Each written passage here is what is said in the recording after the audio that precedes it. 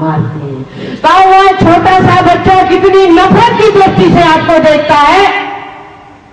सोचे उस नशा करने में, तामसी भोजन में, तामसी वस्तुओं का उपयोग करने में स्वास्थ्य बिगड़ता है, परिवार बिगड़ता है, धन बिगड़ता है। और जब ये व्यसन, ये बुरी आदत व्यसन बन जाती है, तो जिस पत्नी को 7 फेरे लगाकर लाते हो, प्रॉमिस वचन करते हो कि तुम्हें सुख दूंगा, उस पत्नी के बर्तन कपड़े भी बेच देते हो। सोचिए, परिवार बर्बाद, राष्ट्र बर्बाद। जब आदमी अपने परिवार को बर्बाद करता है तो राष्ट्र को बर्बाद करने में उसे देर नहीं लगती। इसीलिए तो ये दिन है कि भारत में या विश्व में आए दिन बम विस्फोट हो रहे हैं। आदमी के अंदर से जब आदमी मर जाता है तो दूसरे को मारने में वो जरा भी विचार नहीं करता। बाहर का आदमी आपका जिंदा है, परंतु अंदर का आदमी आपका मर चुका है, इसीलिए आप यहां बैठे। तो यहां से जीना, निकलने के बाद कैसे जीना? सात्विकता में। दाल रोटी जब खाओगे, हो सकता है उसमें घी भी ना हो, तेल भी ना हो, परंतु थाली में जब स्वाभिमान से दाल रोटी परोसी मिलेगी तो आपको कितना आनंद होता है। और जब यहां खाते हो, आप दोनों का तुलना कीजिए। तो यहां से निकलने के बाद सात्विकता। दूसरी बात स्वाभाविकता। अपने स्वभाव को इतना मृदु, मीठा, मिलनसार बनाए कि यदि आप कहीं गलती भी कर दे तो तुरंत आदमी आपको क्षमा कर दे। इतने मधुरभाषी, इतने मिलनसार बने कि लोग सोचने लगे इसका नाम क्या है? जेल तो इंग्लिश का वर्ड है, हिंदी में क्या बोलते हैं? कारागार।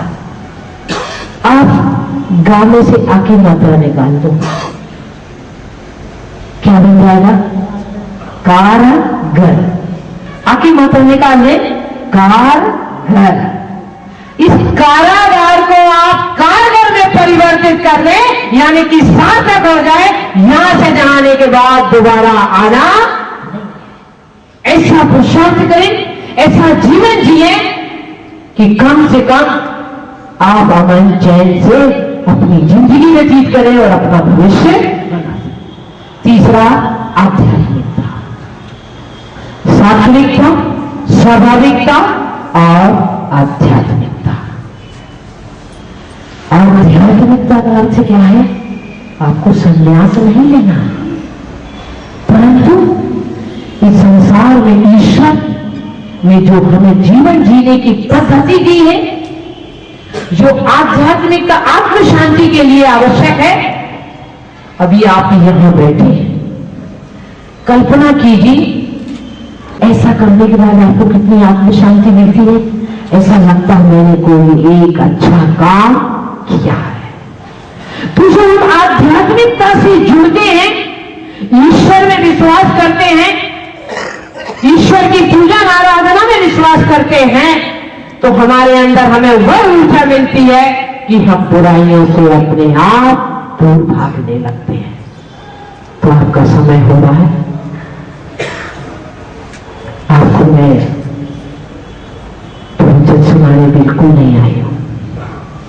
मुझे अपने जीवन की घटना याद आ रही, मैं आपको सुनाती हूं।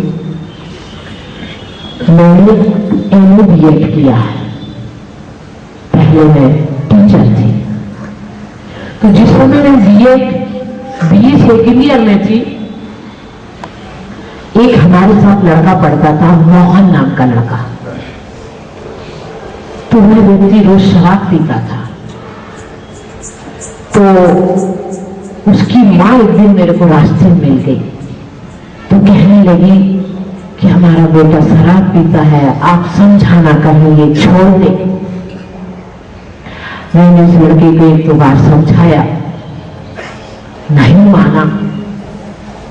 मैंने बहुत समझाया, हमारे आपस में वार्तालाप होने से वो हमें बहन जैसा सम्मान देते थे, इतना सम्मान करते थे कि वो स्मोकिंग करते थे तो मेरे सामने सिगरेट नहीं पीते थे। मैंने एक दिन, हमेशा मेरे को दीदी कह के पुकारते थे, मैंने इतना ही कहा, क्यों दीदी शब्द को लज्जित करते हो आप? शराब पीते हो, मेरे को बहन कहते हो? वह आदमी आज एसपी है। क्या है? एसपी। तो मुझे जैसी मैं यहां आई, मेरे को बिल्कुल अपना कॉलेज परिसर याद आ गया, उस लड़की का चेहरा याद आ गया।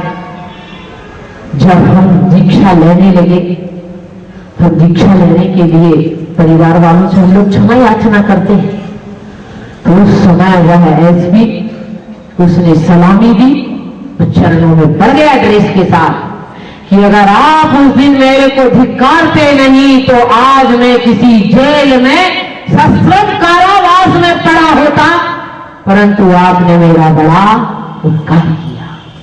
तो आप मुझे साधु न समझे, या तो अपनी बहन समझे या अपनी मां समझे। बस यही समझ लेना कि मेरी मां मेरे अंदर एक चेतना भरने आई है, एक नया जीवन देने आई है।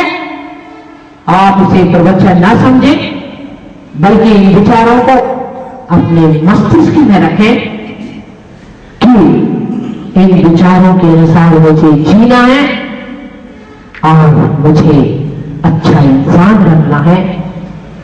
अंत में एक उदाहरण देती हूं, एक मां की वेदना, मां का संदेश। अमेरिका के राष्ट्रपति जैक्सन 14 वर्ष की उम्र क्या करते थे, एक होटल में प्लेट, चाय के प्लेट कप साफ करते थे। और मां क्या थी? नर्स। वह किसी सेवा के लिए उन्हें जहाज पर विदेश जाना पड़ा और जैक्सन सोए थे 14 वर्ष की उम्र में। उन्होंने बेटा सोचा, बेटे को जगाऊंगा तो मेरे को जाना नहीं देगा, तो मां बच्चे को सोता हुआ छोड़ के एक लेटर पास में रखे, पत्र, और वो पत्र लिखा था कि मैं बहुत करके तो विदेश से लौट कर आ जाऊंगी, और यदि ना हो तो मेरी इस बात को याद रखना, इंसान को जीने के लिए एक अच्छे दोस्त की जरूरत होती है, और अच्छे दोस्त उनके होते हैं जो अच्छे आचरण में जीते हैं, और जिनके पास अच्छा दोस्त होता है वो संसार के सब काम करके छोड़ते हैं। तो तुम अपना एक अच्छा दोस्त बना लेना जो तुम्हें अच्छे मार्ग पर चलाता रहे। तो मैं भी आपसे यही कहूंगी कि यदि आपका दोस्त, यहां से अधिकांश पेपर में पढ़ने में आता है कि जेल में गया छोटा अपराधी बाहर आकर बड़ा अपराधी बन गया, क्योंकि अपराध करने के गुण सीख के आ गया।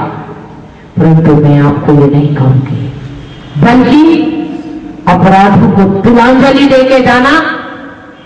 आज भी अपने आप में जब घर में आप रहे होंगे, बहुत से मुर्दे जलाए होंगे, कोई मर जाता तो इसलिए जलाना ही पड़ता है, परंतु आज आप अपने जीवन की बुराइयों को मुर्दा जला देना और एक ऐसा जन्म लेना कि आप शान से अपना जीवन जी सके। इस चार दीवार को दोबारा देखने मत आना। सबको हमारा यही मंगलमय आशीर्वाद है कि आप इस चार दीवार में दोबारा मत आना, शान से जीना, और इतने शान से जीना कि कल अगर कोई अपराध के मार्ग पर चल रहा हो तो आपके अंदर वह ऊर्जा होनी चाहिए कि आप उसे अपराध के मार्ग से वापस बुला लें। जैसा मलैया जी भक्त है, हमेशा दर्शन करने आते, ऐसा ही प्रसन्नानुकूल बात निकली तो प्रश्न प्रसन्न बन गया कि जेल में कैदियों को संबोधित किया जाए। उनके अंदर भी करुणा बनी। वो स्वयं महसूस करते हैं कि जब हम किसी को सजा देते छोटी उम्र का होता है तो हमें भी दया थी कि इसका भविष्य क्या होगा। तो उनके अंदर में दया करुणा बनी कि क्यों ना माता जी आप उन्हें संबोधे, क्योंकि जो काम सैनिक नहीं कर सकता है वो संत कर सकता है। सैनिक तो बंदूक की बर्बाद करता है, परंतु संत तुम्हारी अंदर की भावना को परखता है और तुम्हें एक अच्छा जीवन जीने के लिए प्रेरित करता है। तो आज आपको मैंने जो सुनाया उसमें जज साहब मलैया जी जो आपके मंसूर नगर में ही हैं, उनकी ही करुणामय भावना थी जो मेरे को यहाँ खींच के लाई। अभी आपको मुंह मीठा कराया जाएगा, लड्डू खिलाए जाएंगे। मैं इस बात को क्यों कह रही मालूम? जब एक बहन लड्डू खिला के किसी को बाहर भेजती तो उसे विश्वास रहता कि मेरा भाई युद्ध से पीठ दिखाकर नहीं आएगा, शूरवीरता करके आएगा। तो मेरी आपको लड्डू खिला रही हो, पर याद रखना शूरवीरता से जीना, अपराधी बन के मत जीना। इसी भावना से मैं आपको लड्डू खिलवा रही। या बहुत शांत सुख, हमारा बहुत बहुत आपको आशीर्वाद है कि आप अमन चैन से, भले पत्ते की झोपड़ी हो, छोटी सी झोपड़ी हो, ना हो आपके पास सोने के लिए बिस्तर, ना हो जमीन पर मिल जाए, परंतु स्वाभिमान से जिए, देश प्रेम के साथ जिए, परिवार प्रेम के साथ जिए।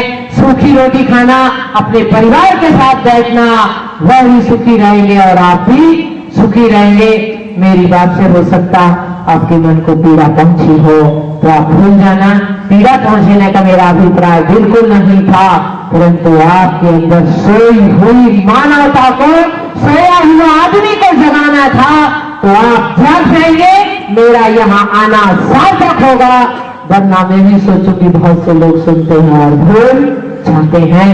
तो ये मेरी तरफ से उपहार समझे या मेरी निशानी समझे, मेरा गिफ्ट समझे, कुछ भी समझे, यह विचारों का तोहफा आपको दे के जा रही हूं। ऐसे विचारों के साथ जीना कि आप कभी कभी मेरे को स्मरण कर लेना कि कोई एक जैन साधवी आई थी और मेरे को जगा के गई थी। अब मैं ऐसा जागा हूं कि सच्चा इंसान बन के जी रहा हूं। बोलिए महावीर भगवान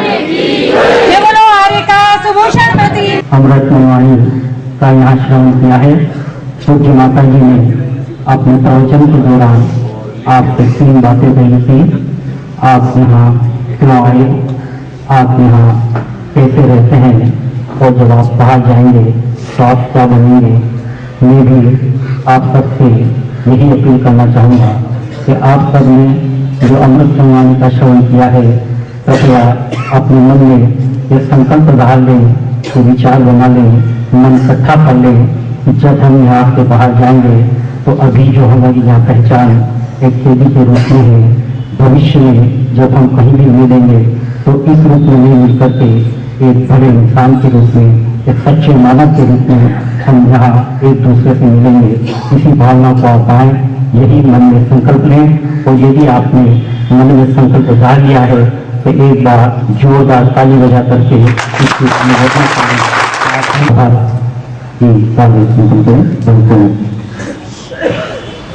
परम पूज्य आदिता रत्न सुविष्णुमती माता जी के पावन चरणों में कोटि कोटि नमन करता हूँ।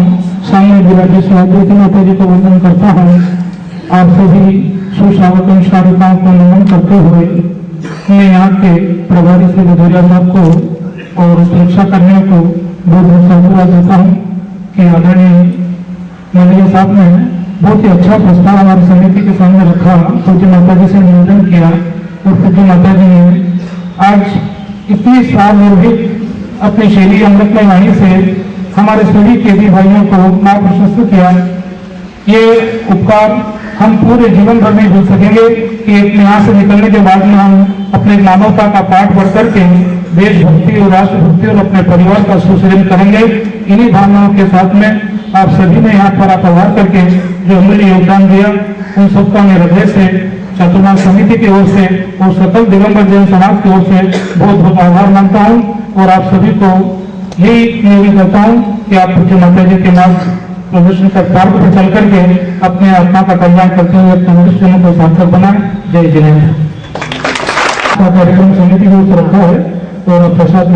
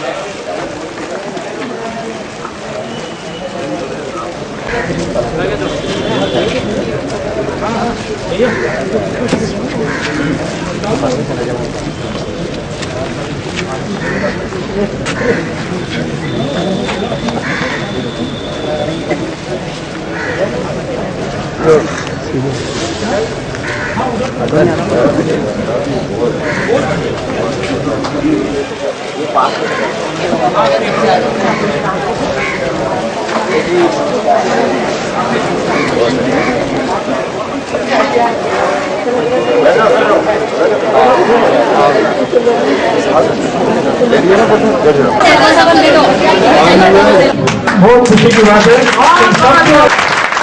शांति मिलेगी और भारत माता को इतने सपूत मिलेंगे कि वह देश पर कोई आंख नहीं उठा पाएगा। जेल में माता जी के